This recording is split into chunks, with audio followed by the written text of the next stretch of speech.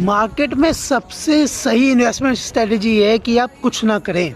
मतलब जो आपने इन्वेस्टमेंट स्ट्रेटजी सेलेक्ट करी हुई है, जो फंड आपने सेलेक्ट करे हुए हैं, उसको आप ज़्यादा मत छेड़ो।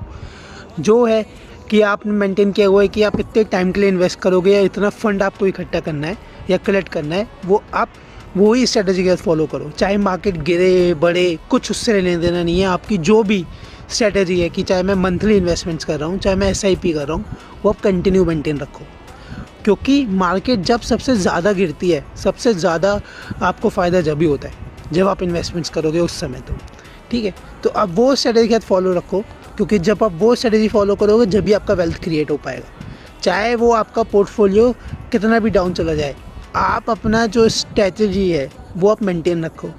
पर ये चीज़ वैलिड जब भी है जब आपने फ़ंड सही कलेक्ट करे, आपने फ़ंड सही सेलेक्ट करे हैं, या आपने कोई भी स्ट्रेटजी जो है वो सही है। अगर आपकी स्ट्रेटजी ही गलत है या आपने डाइवर्सिफिकेशन ही गलत किया हुआ है, तो फिर तो आपका डाउन ही जाएगा।